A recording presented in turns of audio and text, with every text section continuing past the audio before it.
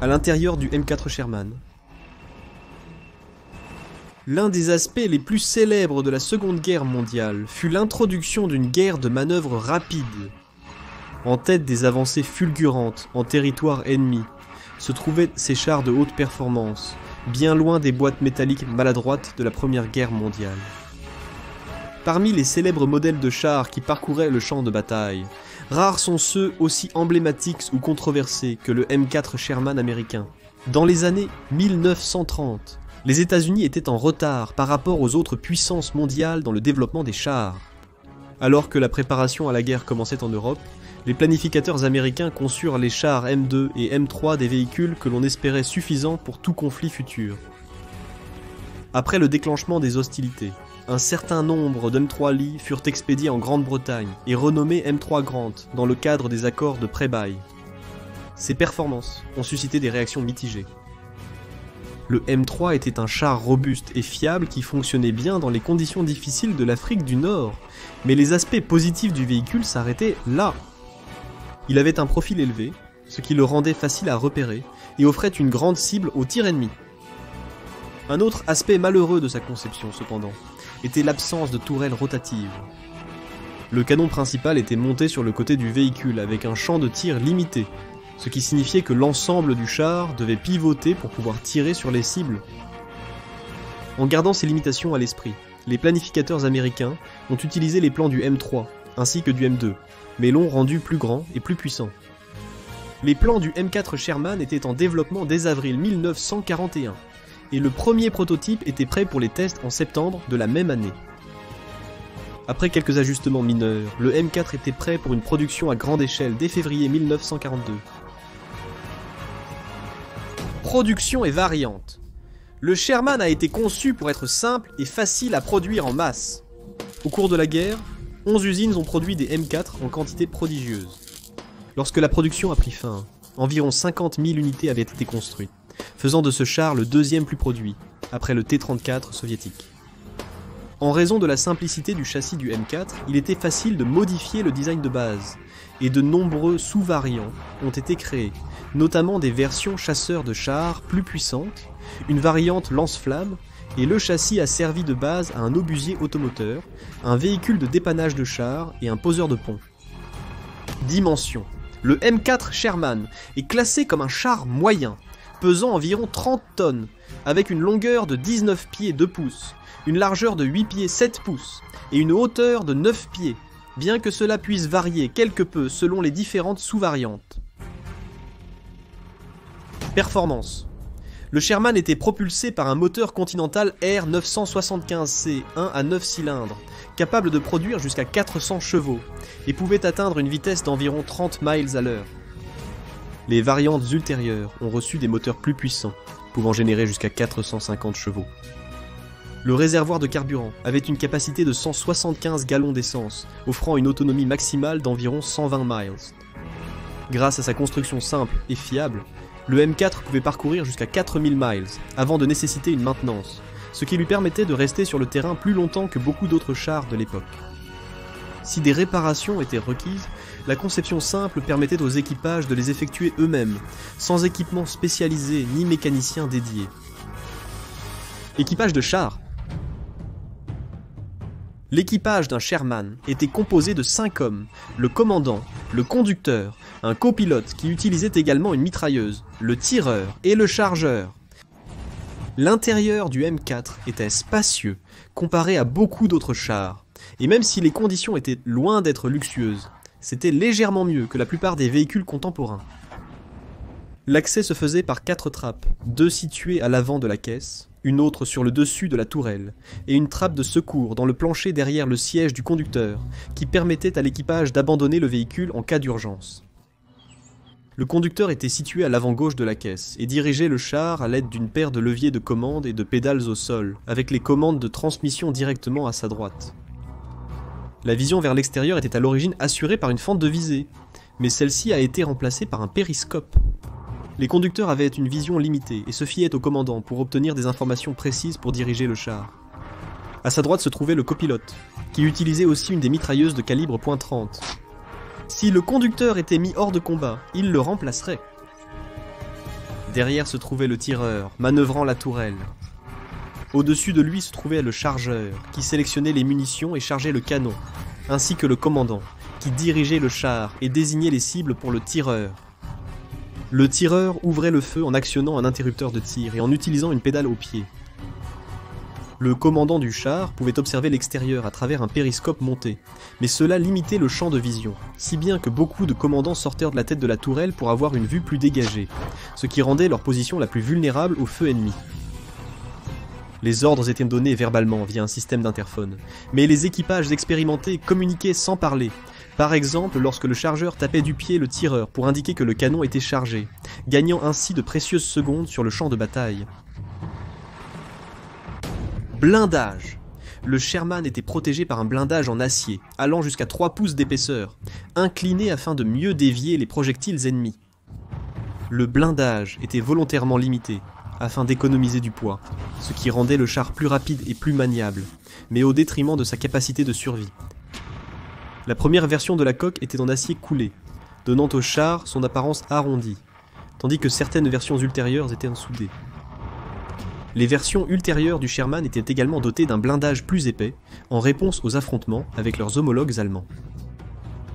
Les équipages de chars sur le terrain renforçaient souvent le blindage avec des protections improvisées, souvent sous forme de sacs de sable, de parpaings, de maillons de chenilles de rechange ou de tout ce qu'ils pouvaient récupérer. Ce type de blindage offrait une protection supplémentaire limitée, mais mettait également à rude épreuve la suspension et le moteur, et le général George Patton a interdit cette pratique, bien que les troupes aient continué à le faire malgré tout. Armement. Les premières variantes du Sherman sorties de la chaîne de production étaient équipées d'un canon principal de 75 mm. Cela était généralement efficace contre de nombreux chars allemands plus anciens, comme le Panzer III et IV, bien que des chars ultérieurs comme le Panther et le Tigre pouvaient facilement dévier l'obus à faible vélocité, surtout contre leur blindage frontal. Avec le canon de 75 mm cruellement insuffisant contre les chars allemands plus avancés, une arme plus efficace était nécessaire. Les Britanniques ont d'abord eu l'idée d'équiper le Sherman du canon beaucoup plus puissant de 17 livres, soit 76,2 mm. Cela a mené au développement de la variante Firefly, avec une suspension renforcée et une tourelle allongée pour le canon plus imposant. Ce modèle et d'autres variantes, y compris le E8 ou EZ8, utilisaient un canon de 76 mm, qui avait une vitesse à la bouche bien plus élevée, et suffisait largement à affronter les blindés allemands. Toutes les versions du canon principal du Sherman, à l'exception de la variante de 105 mm, étaient équipées d'un gyrostabilisateur. En théorie, cela permettait au canon de garder son élévation, même quand le véhicule rebondissait sur un terrain accidenté.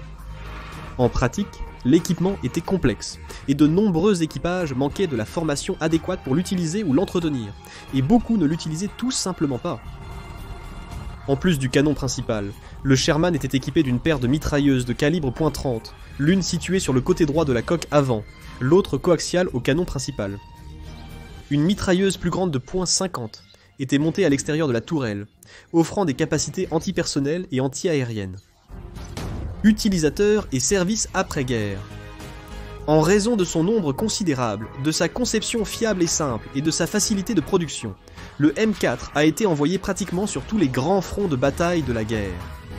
Bien que principalement utilisés par les Américains, les Sherman livrés dans le cadre du pré-bail ont été employés par les Britanniques, les Soviétiques, les forces françaises libres et d'autres armées alliées. La Chine a reçu une centaine de variantes M4A4 de la Grande-Bretagne pour combattre les forces japonaises en Birmanie. Même les Allemands ont utilisé quelques chars capturés. Les Sherman ont également eu une longue histoire après la guerre, utilisés comme chars de combat principaux des forces armées américaines pendant la guerre de Corée, ainsi que par d'autres nations, dont Israël, la Grèce, le Yémen, l'Iran, l'Irak, l'Inde, le Pakistan et bien d'autres encore, même jusque dans les années 1970. Mythe et réputation. Peu de chars sont aussi controversés que le Sherman. Sa mauvaise réputation vient de ses performances insuffisantes face aux chars allemands, en particulier les variantes plus lourdes Panther et Tigre. La version antérieure, équipée du canon de 75 mm peu puissant, s'est révélée inefficace contre le blindage frontal de ces véhicules, obligeant les équipages à manœuvrer pour tirer sur les flancs ou l'arrière de l'ennemi, comptant souvent sur le nombre pour détruire le char adverse depuis plusieurs directions. Bien qu'il soit vrai que le canon de 75 mm était sous-dimensionné pour ce rôle, ils ont continué à être produits, même après la création des versions à 76 mm. Le Sherman n'était pas un chasseur de chars, mais un char polyvalent. La plupart des engagements auxquels le Sherman a participé consistaient à soutenir l'infanterie, et ses cibles étaient des nids de mitrailleuses, des bunkers et des pièces d'artillerie de campagne, ce qu'un canon de 75 mm était plus que capable de gérer. Un autre mythe concerne le surnom du M4, appelé Ronson, d'après la marque de briquet, qui avait pour slogan « S'allume du premier coup, à chaque fois ». Ronson n'a adopté ce slogan que dans les années 1950, faisant de cette référence une idée reçue d'après-guerre. Il est vrai que les premiers Sherman prenaient feu après avoir été touchés par l'ennemi, projetant souvent la tourelle hors de la caisse. Cela a d'abord été attribué au moteur et au carburant à essence, qui s'enflamment beaucoup plus facilement que le diesel.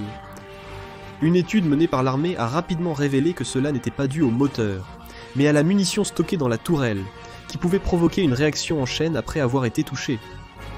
Ce problème a été atténué en retirant les munitions stockées à cet endroit, et en ajoutant un blindage supplémentaire aux zones de stockage des munitions. Ces mythes, et d'autres, donnent au M4 Sherman une réputation non méritée de char inférieur.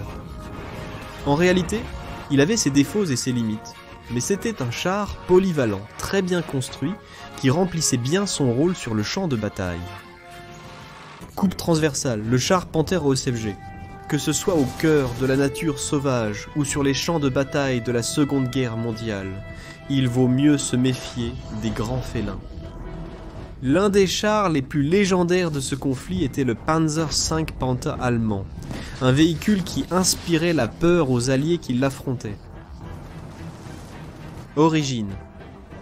Bien que la recherche d'un remplaçant pour le char Panzer IV ait commencé en 1938, l'origine du Panther remonte à l'après-opération Barbarossa en 1941.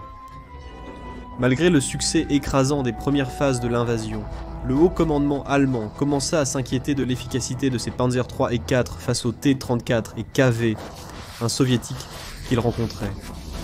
Après une analyse détaillée des T-34 capturés, un concours fut lancé pour créer un nouveau char moyen, pouvant le concurrencer au combat. Plusieurs prototypes furent proposés par Krupp, Daimler-Benz et d'autres. Le modèle retenu était un prototype fabriqué par Maschinenfabrik Augsburg-Nürnberg, ou MAN, sélectionné à la fin de l'année 1942. Après quelques ajustements, le nouveau char entra en production en janvier 1943. Il reçut la désignation de Panzerkampfwagen V. Le Panther fut envoyé au front de l'Est pour la première fois en juillet. Variantes. Au cours de la guerre, il y eut plusieurs variantes du Panther. De façon déroutante, le premier à entrer en production fut l'AOSF, D-AOSF, étant l'abréviation du mot allemand, Ausführung, ou version. Le modèle suivant fut l'OSF-A, suivi de l'OSFG. Contrairement aux autres désignations de chars allemands, où le premier type d'une série est nommé A, puis B, etc. La variante G fut la dernière version du Panther à entrer en combat, bien qu'il y ait eu une variante F avec une tourelle améliorée et un char Panther 2 également prévu. Mais la guerre s'est terminée avant que l'un ou l'autre n'atteigne la chaîne de production. C'était une mise à jour de l'AOSF-A sur un châssis repensé avec des modifications pour faciliter et réduire les coûts de production. Dimensions. Le Panzer OFG mesure 29 pieds de long, 11 pieds de large et 10 pieds de haut, soit 8,86 mètres sur 3,42 mètres sur 3,1 mètres. Le poids du Panther est de 45 tonnes métriques. Légèrement plus lourd que la variante D, mais toujours nettement plus léger que le Tiger, qui pesait 54 tonnes. Le Panther était une alternative plus petite, plus maniable à la série des chars Tiger, et était classé par le haut commandement allemand comme un char moyen. Et équipage. Comme toutes les versions du Panther, l'OSFG avait un équipage de 5 hommes, un commandant, un conducteur, un tireur, un chargeur et un opérateur radio qui était aussi mitrailleur. Le commandant se trouvait dans une coupole à l'arrière de la tourelle, derrière le tireur et le chargeur. Le conducteur serait assis plus bas dans la caisse, à gauche du véhicule. À sa droite se trouverait l'opérateur radio. Dans les premières versions, le conducteur percevait l'environnement par une fente blindée de la caisse. Pour remédier à cette faiblesse évidente, l'ouverture a été remplacée par un seul périscope orientable. Cela simplifiait également le processus de production. Armement. Le canon principal du Panzer Alpha G était un canon à haute vélocité de 75 mm, comme pour toutes les autres variantes. Malgré le même calibre que le canon principal du M4 Sherman, sa vitesse à la bouche est nettement supérieure grâce à une charge de poudre plus élevée et un canon allongé. Le canon principal du Panther offrait une excellente pénétration du blindage contre les chars alliés. La version OSFG transportait 82 obus pour le canon principal, contre 79 pour les versions précédentes. Le Panther était équipé de 2 mitrailleuses, Maschinengewehr, 34 de 7,92 mm. L'une était située dans la tourelle, coaxiale au canon principal. La seconde était placée à l'avant du canon et utilisée par l'opérateur radio. Blindage. La version OSFG, comme toutes les versions du Panther, utilisait un blindage incliné, connu sous le nom de Glacis, inspiré des études menées sur le char soviétique T-34. Ce trait améliorait la protection en allégeant le poids. Pour alléger encore plus le véhicule, les côtés et l'arrière étaient moins blindés que l'avant. Le blindage frontal du Panther, d'une épaisseur de 80 mm, et grâce à son inclinaison, était équivalent à environ 100 mm de blindage, ce qui était difficile à pénétrer pour de nombreux canons alliés, notamment le canon de 75 mm du M4 Sherman. Les flancs et l'arrière du Panther étaient plus minces, avec une épaisseur de 45 mm, et le dessus du char était relativement fin, avec une épaisseur de 30 mm.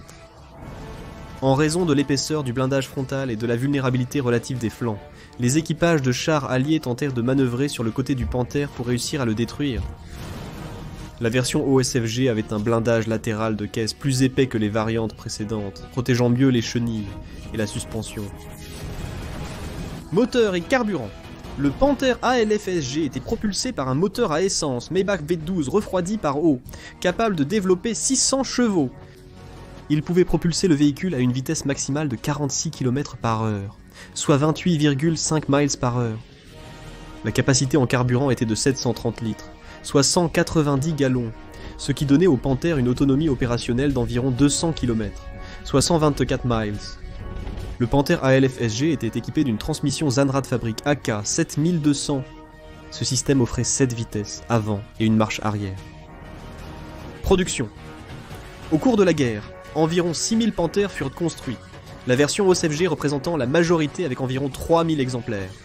Ils ont été produits par plusieurs fabricants, principalement Maschinenfabrik Augsburg-Nürnberg, mais aussi Maschinenfabrik Niedersachsen à Hanovre et Daimler-Benz. Vision nocturne.